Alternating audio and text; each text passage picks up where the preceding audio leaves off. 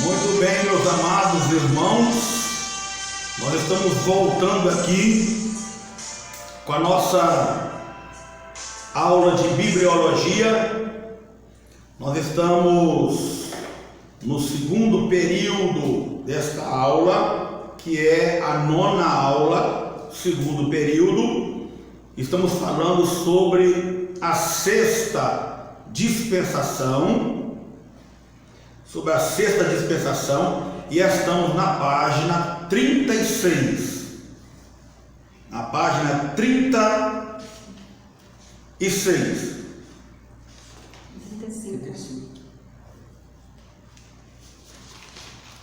35? Estamos na página 35. Perdão. No primeiro período, nós falamos sobre a antiga aliança e vamos continuar falando, né? Sobre essa antiga aliança que acabou a antiga aliança na sexta dispensação. Nós agora estamos vivendo a nova aliança, que é a aliança feita com o sangue de Jesus.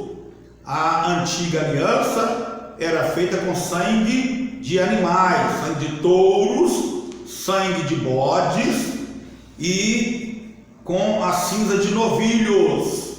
Mas agora, nesta nova aliança, nós temos o sangue de Jesus. A igreja é o povo da nova aliança. Jesus é o mediador dela. Mediador em grego, que significa mesites, alguém que fica entre duas partes, segurando-as com suas fortes mãos. A nova aliança está nas mãos de Jesus, e isto basta. A nova aliança está nas mãos de Jesus. Então, vamos falar dessa dispensação da graça, continuar falando. A dispensação da graça abrange desde a morte de Jesus Cristo até a segunda vinda do Senhor. A condição estabelecida olha só, as condições estabelecidas nesta dispensação da graça primeiro, crer unicamente, crer no Senhor Jesus.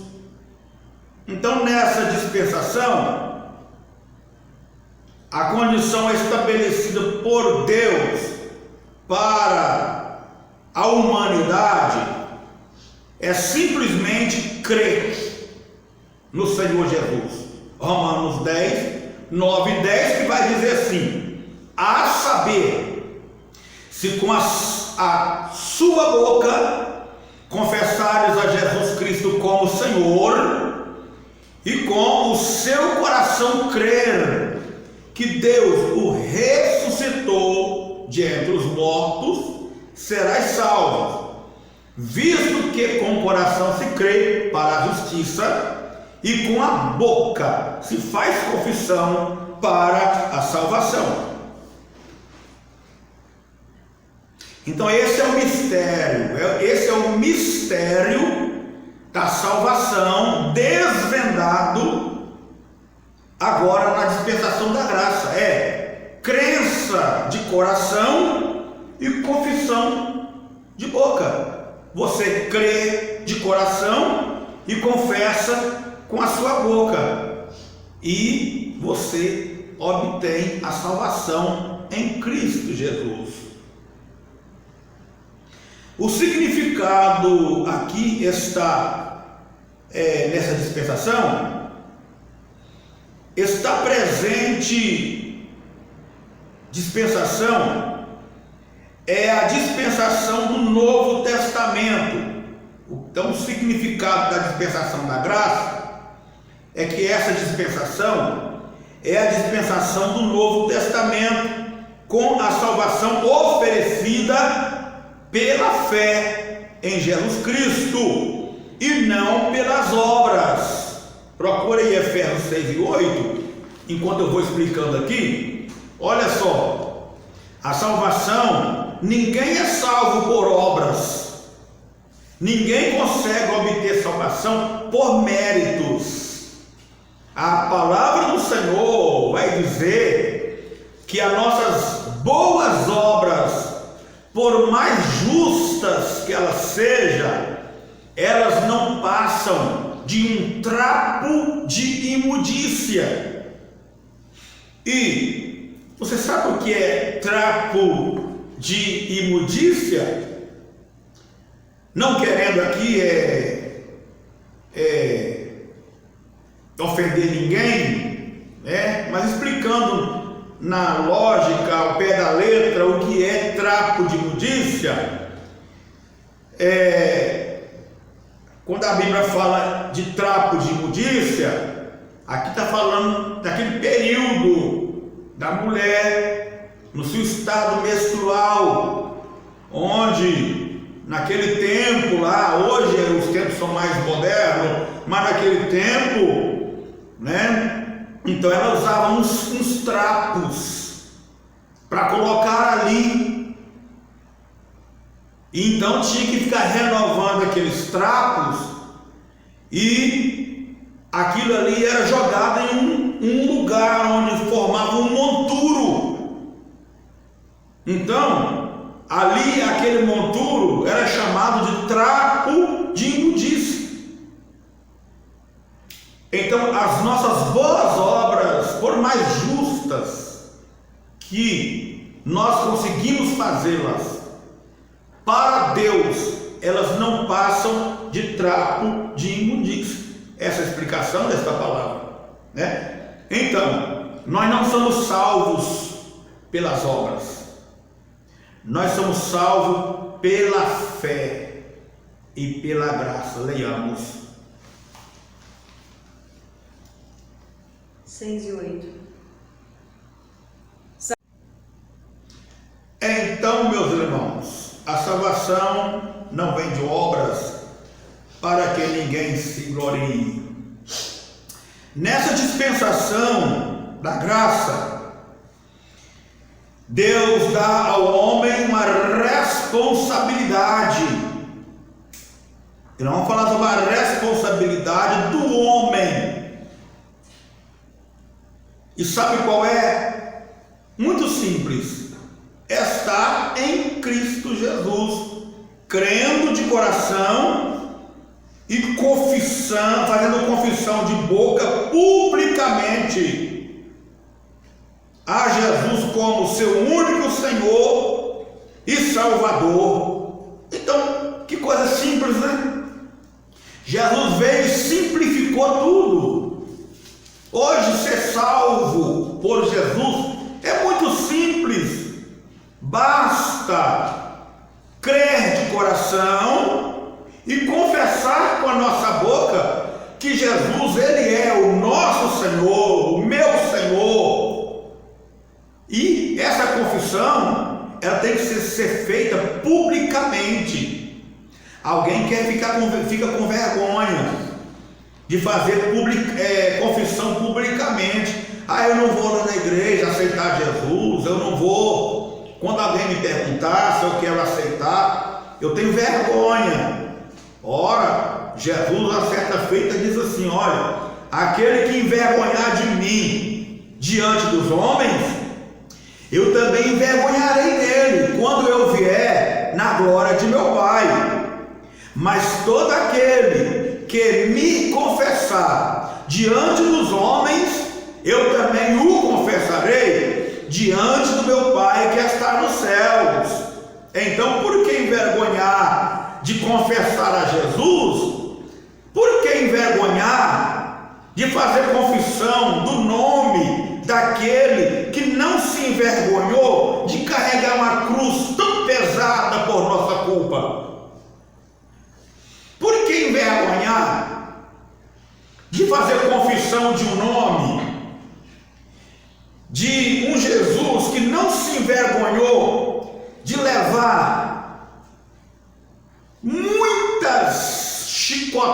chicotadas, que perderam até as contas de quantas chicotadas ele levou, porque todas as vezes que ele levava, naquele tempo, o réu só podia levar 40 chicotadas, e aí tinha que parar por ali. Mas por covardia dos soldados, o que eles faziam? Eles não davam 40, né? Eles davam 39 e voltavam a contar de novo, de 1, 2, 3, 4 até 39. Voltava de novo e Jesus ia só apanhando, ó. Muito bem, então, agora vamos ver aqui, nós estamos na página 35, página 35. Vamos ver sobre as circunstâncias favoráveis na dispensação da graça. As circunstâncias favoráveis na dispensação da graça. O próprio Cristo começou essa dispensação. Ele foi a voz de Deus ao homem. Hebreus 1, versículo 1 a 3. Antigamente, Deus falou muitas vezes e de muitas maneiras aos pais pelos profetas. Mas nesses últimos dias nos falou pelo Filho, a quem constituiu herdeiro de todas as coisas e pelo qual também fez o universo. O Filho, que é o resplendor da glória de Deus e a expressão exata do seu ser, sustentando todas as coisas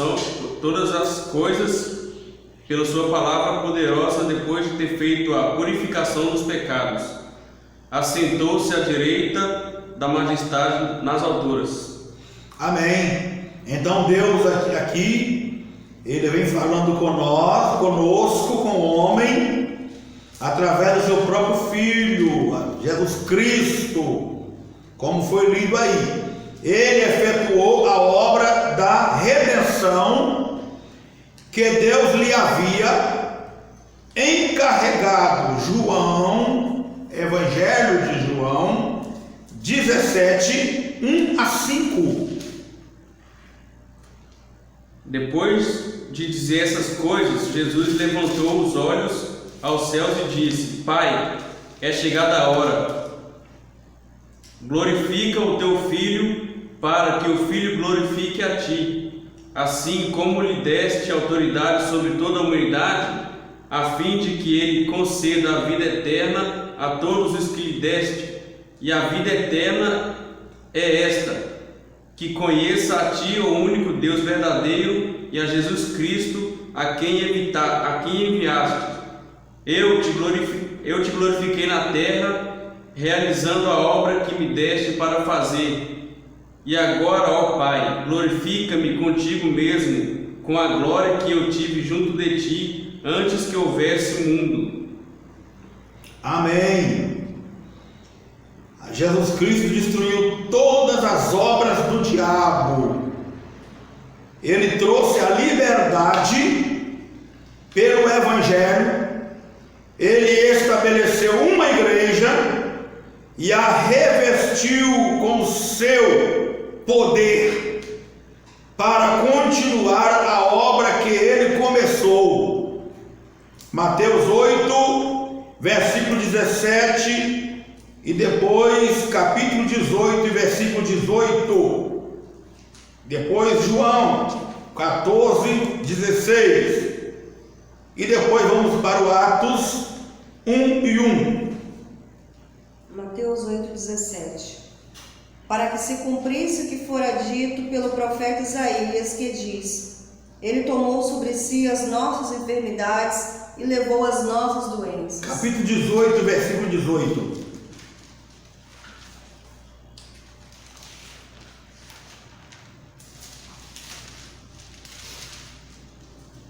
18. Em verdade vos digo que tudo que ligares na terra será ligado no céu, e tudo que desligares na terra será desligado no céu. João 14, 16. E eu pedirei ao Pai, E ele lhes dará outro Consolador, a fim de que esteja com vocês para sempre. Atos 1, versículo 1 e 2. Escrevi o primeiro livro ao Teófilo, relatando todas as coisas que Jesus começou a fazer e a ensinar, até o dia em que, depois de haver dado mandamentos por intermédio do Espírito Santo aos apóstolos que escolhera, foi elevado às alturas. Amém. Capítulo 2, aí mesmo, versículo 1 a 4. Ao cumprir-se o dia de Pentecoste, estavam todos reunidos no mesmo lugar. Até o 4, né? Até o 4. De repente veio do céu um som como de um vento impetuoso e encheu toda a casa onde estavam assentados. E apareceram distribuídas entre eles línguas como de fogo, e pousou uma sobre cada um deles. Todos ficaram cheios do Espírito Santo e passaram a falar em outras línguas, segundo o Espírito lhes concedia que falassem. Amém. Essa aí foi a inauguração da igreja, com uma igreja vitoriosa, né? Ele começa aí, né? Ele reveste, ele estabeleceu uma igreja, a revestiu com seu poder para continuar a obra que ele começou. Então nós vemos aí ele ele derramando o Espírito Santo sobre esta igreja, lá no dia de Pentecoste, em Jerusalém. E ele continua a sua obra aqui na terra com uma igreja vitoriosa. Todo mundo pôde ouvir através desta igreja primitiva e obter ou ao menos buscar a salvação. Porém, o homem, como na dispensação anteriores, está fracassando em não aproveitar a gloriosa oportunidade de ser remido, nascido de novo, recreado em Cristo, onde ele pode ter vitória completa sobre a carne, sobre o mundo e sobre o diabo também, e onde ele pode ter a retidão que a lei requer, cumpridos nele por meio do Espírito Santo. Romanos 8, versículo 1 até o 13.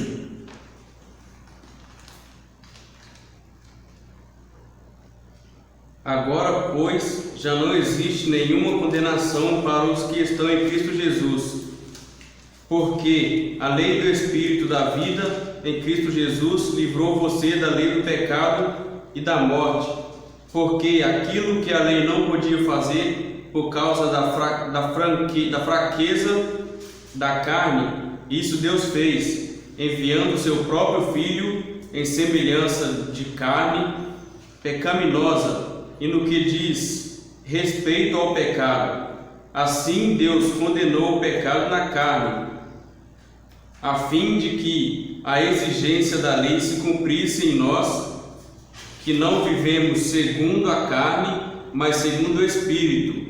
Os que vivem segundo a carne se inclinam para as coisas da carne, mas os que vivem segundo o Espírito se inclinam para as coisas do Espírito. Pois a inclinação da carne é a morte, mas a do Espírito é a vida e paz, porque a inclinação da carne é inimizante contra Deus, pois não está sujeita à lei de Deus, nem mesmo pode estar. Portanto, os que estão na carne não podem agradar a Deus. Vocês, porém, não estão na carne, mas no Espírito.